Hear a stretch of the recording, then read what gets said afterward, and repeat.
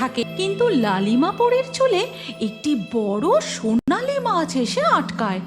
আমার জাদুর চুল, দেখা তো তোর ম্যাজিক।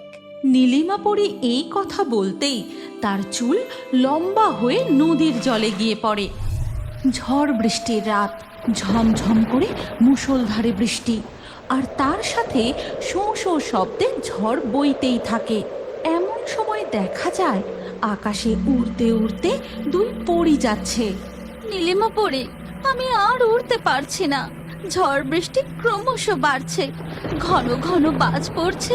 চলো না, আমরা কোথাও গিয়ে আশ্রয় নিই। হ্যাঁ, তুমি ঠিক বলেছো লালিমা। ওই দেখো, দূরে ওই নদীর পাশে একটি কুটির দেখা যাচ্ছে। চলো আমরা ওখানেই যাই। হ্যাঁ নীলিমা, তাই চলো। ঝড় বৃষ্টির মধ্যেই নীলিমা পরী ও লালিমা পরী জঙ্গলের মধ্যে নদীর পাশে ওই মাটির কুটিরের সামনে গিয়ে দাঁড়ায়।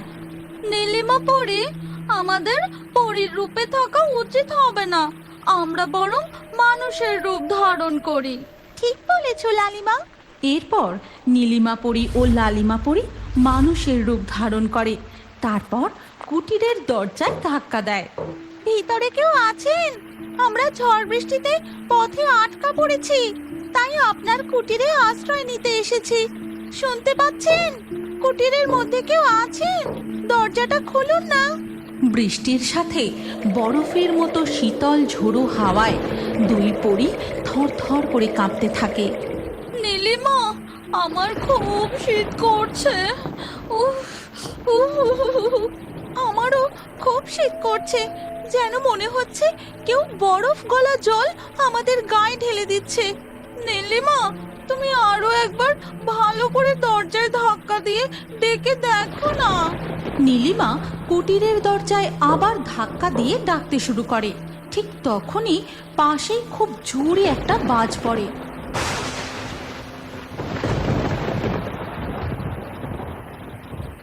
আকাশ ডাকার শব্দে কুটিরের মধ্যে বসবাসকারী কুঁজো বুড়ির ঘুম ভাঙে।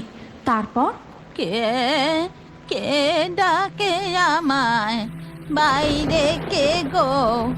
এই জঙ্গলে আমার খোঁজ নিতে আসার তো কারো কথা নয়। যাই গো যাই, দেখি। আমরা ঝড় বৃষ্টিতে পথে আটকা পড়েছি, তাই আপনার কুটিরে আশ্রয় নিতে এসেছি। দরজাটা খুলুন না। কুঁজো বুড়ি গিয়ে তার কুটিরের দরজা খোলে। বুড়িমা, আমাদের একটু আশ্রয় দেবে? এই ঝড় বৃষ্টিতে আমরা এই জঙ্গলে আটকা পড়ে গেছি গো। তোমার কুটির দেখতে পেয়ে এখানে এসেছি। আচ্ছা, বেশ বেশ, ঘরের ভিতরে এসো। তোমরা তো দেখছি বৃষ্টিতে একদম ভিজে গেছো। লালিমা ও নীলিমা বুড়ির কুটিরে প্রবেশ করে। তারপর সেই কুঁজো বুড়ি তাদেরকে জিজ্ঞাসা করে, আচ্ছা, তোমরা কারা? যুবতী দুই মেয়ে, দেখতেও ভারী সুন্দরী। তা গভীর জঙ্গলের মধ্যে দিয়ে কোথায় যাচ্ছিলে? ওই কুঁজো বুড়ির কাছে দুই পরী তাদের সত্যতা গোপন করে নিজেদের পরিচয় দেয়। ততক্ষণে বাইরে বৃষ্টিও থেমে গেছে। পাশেই হরিপুর গ্রামে আমাদের বান্ধবীর বাড়ি যাচ্ছিলাম। জঙ্গলের পথটা ছোট হবে ভেবে আমরা এই রাস্তা ধরেছি। আচ্ছা, বেশ বেশ। কুঁজো বুড়ি কাঁচতে কাঁচতে তার বিছানায় শুয়ে পড়ে। আর তাই দেখে, বুড়িমা, তোমার তো দেখে খুব জ্বর গো। 2 দিন হয়ে গেল কিছু খাওনি। জ্বরে খুব কষ্ট পাচ্ছ, তাই না? হ্যাঁ মা, 2 দিন আমার উনুন জ্বলেনি। ভারী জ্বর। ঘরে খাবার মতো চাল ডাল ফুরিয়ে গেছে। এই জ্বরে বিছানা ছেড়ে উঠতে পারিনি। কিন্তু এই কথা তুমি কেমন করে জানলে? আচ্ছা বুড়িমা, তুমি গ্রাম ছেড়ে এত দূরে জঙ্গলের মধ্যে একা কেন থাকো? তোমার কি কেউ নেই?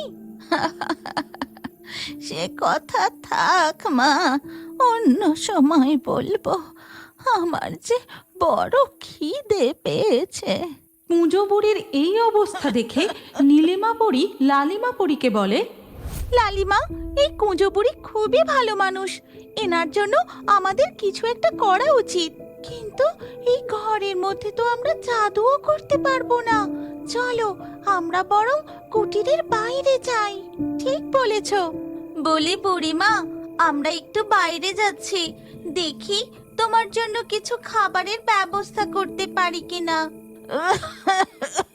আচ্ছা ঠিক আছে মা। লালিমা ও নীলিমা কুটির থেকে বেরিয়ে তারা তাদের পরীর রূপে ফিরে আসে। তারপর, লালিমা, ওই দেখো সামনেই নদী। আমি নদী থেকে কিছু মাছ ধরি আর তুমি জঙ্গল থেকে কিছু ফলমূল পেড়ে নিয়ে এসো। ঠিক আছে, তাই করি। লালিমা পরী যায় জঙ্গলে ফল পাড়তে, আর নীলিমা পরী নদীর পাড়ে বসে, আমার জাদুর চুল দেখা তো তোর ম্যাজিক। নীলিমা পরী এই কথা বলতেই তার চুল লম্বা হয়ে নদীর জলে গিয়ে পড়ে, আর সাথে সাথে তার চুলের মধ্যে একের পর এক মাছ এসে আটকাতে শুরু করে। মনে হয় আমার চুলে অনেক মাছ আটকেছে। এবার আমি চুলটা উপরে তুলে নিয়ে আসি।